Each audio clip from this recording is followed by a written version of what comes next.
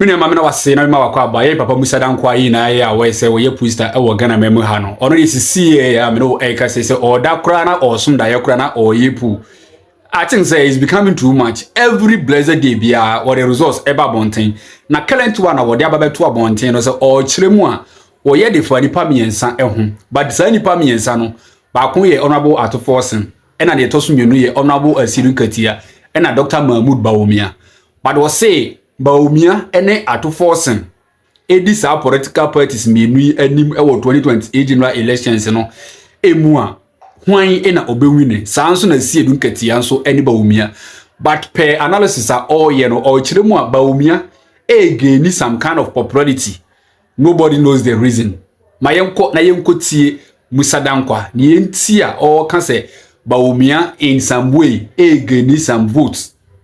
Saa nso na free senior high school sensembi ababeto abonten kiremu aduane ye de be ma ye mofra no asa e de be asem e na aba ma yentie saa nkaibu ye wi amede Musah Danquah video ebeto awoso ma me na wase na me nsere so wonya subscribe ya na subscribe e de ma me share video ma wonu abi comment bia da won just go to the comment section na twiro ni na fago ma me kan na me ya no e de amon me da wase nyakopon nsira na onye ba koma so di sedi bia la emo ye hwe video so woman chair education minister and get fund administrator and woman dia vim mu no woman dia vim mu acha say nya sam ketwa edi asam a ni nyina fa free senior high school ne school fee di ya ye de ma wo mu and woman chair say anhwe yi a ye beto schools no ye betum because headmasters yi nya sika mfa no aduane e man koda no wonim se yi mampanyi mahama eba no eno de betu dwa se kwan ya sa abre MPP na wo de free senior high school ne bae no wo mo fa so edi nuane ne ade ye nuane sam ne ade no wo mo nya ne yie etu ono wo ba wo de tumi ne be ma headmasters no na wo mo ankasa gisika no mo akokrom akwakodidwa abaye aduane edi amankoda no esan se na na akufu ado any NPP ya wo de free senior high school by style wo mo yede ede menkoda na nuane no da bi ma headmasters bi kura akokobbo sia no me de abenu aduane ansa na kire ya banya sika no a wo de ama ene ho kura de bante na problem de bre ewo mu to no ba dia obehwe se odi sika na ko homa no wo de be headmasters ne sa monye na monko moni adwadifo no nkodidwa na mo ma menu anuane emfa ma enkoda no wo mo kire se ade na pasca a Pasco Daily Gist Democrat HS Adiana Pascal na who meeting ena wo mo call ya ojambom mentebe ho ase we nti we yase we nzu nti we yase eti meeting wo ma ntimi asipo ena Adiana twetwere ho no mo na no ena o chemu say meeting no conference of heads of assistant secondary schools Charles for ka ho Ghana Education Trust Fund get fund for ka ho Buffer Stock Company wo mo so eka ho ena ayi yese ayi ba ko de conference of principals of technical institutions wo mo so kasa meeting no eho nanso wo ma ntimi ansipo edi anweya enuane ho bekwa atwema nkoda no ama 1.2 million students are free senior high school no benefit wo mo no anweya wo bekwa kotena fie for the first time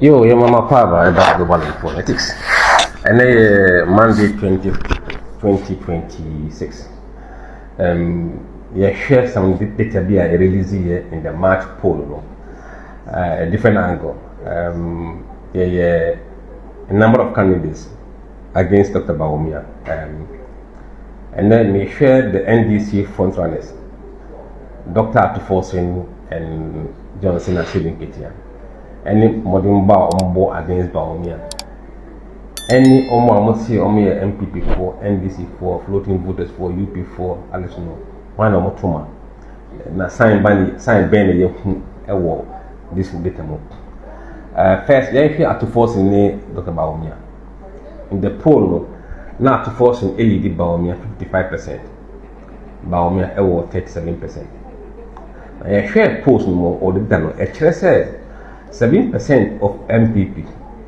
so MPP for 7% say Ombeto Atuforsen but 89% say Ombeto ama MPP candidate in Bawumia but 3% say Ombeto ama Alanchina Martin anana kwa mbidia now but NDC for no emu 85% say Ombeto ama Atuforsen but emu 8% say Ombeto ama Bawumia into here NDC for the one now about Toma Bawumia and those Shaka at MPP Motuma at the force. And it also means no MPP NDC for Motuma Alaja Martin and Nana Kwambiliako. I was through 7%, but MPP for no 3%. We say all is not well our NDC at the moment in terms of their 2020 outlook. Omunye very united behind their own. But we share floating voters now among floating for no 48 say Ombetuama to force and 43 say Ombetuama Bawumia. 9% say Ombetuama Bediako, Alaja Martin, and Omamakan. But about UP for no Alaja Martin party, a move 23% say Ombetuama to force UP for no. And I move 18 say Ombetuama Bawumia. But 59 say Ombetuama Alaja Martin. Oba Motuma smaller parties no a more chair at 31%, about 31%, but 38% is Ombetuama other parties no, and also anyone.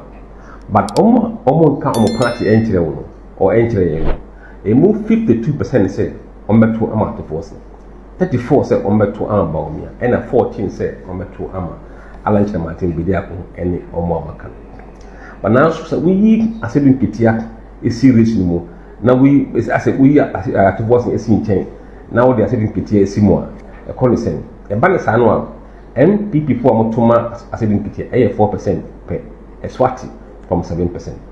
And MP for Motuma Bawumia Osro from 89 to 93%. And Oma Motuma Alaja Martin Bidakono and Sisai 3%. With SH0CKING said MPP for about 12 times no super. Omontuma 7 from this data. And even NDC follow. 84% say Ombeto Ama 7 Kitia, but 9% say Ombeto Ama Bawumia. Into you share NPP were advantage among Omo profit Omo party mo Eko Hakotwaba. 4% minus 9%. So plus 5 advantage for Bawumia against Asedu Kitia. Now Oba Omo say Ombeto Ama other parts no 7% NDC4. But as I think here among floating voters 41%. Bawumia 45%. 30% say Ombetuama before.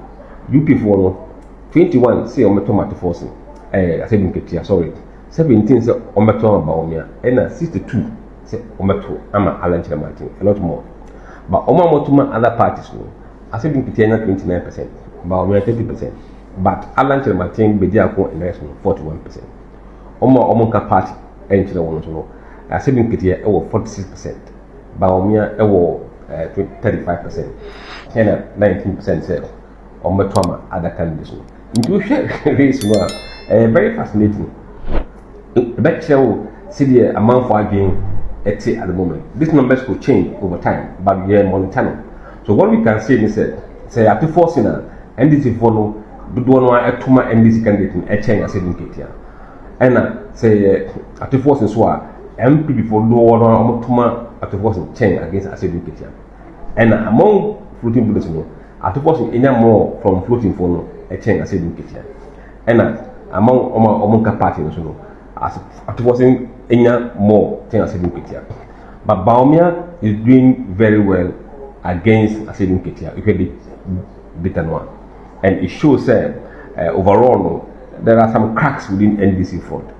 Ekotwa Banwa about Ushe at the force in near Bawumia about 12% of NDC for either say Omotuma Bawumia and I say Omotuma other candidate. 15% Omotuma Bawumia and other candidate. And over against at the force in Sedin Kitia about 16%. Of NDC for Ombetuama Bawumia and other candidates. This should say all is not well at the moment. But these things will change as the race no it could be now. NDC for year will begin to see alignment and firming of these numbers. Numbers in Nasa going forward. Yeah, that's it.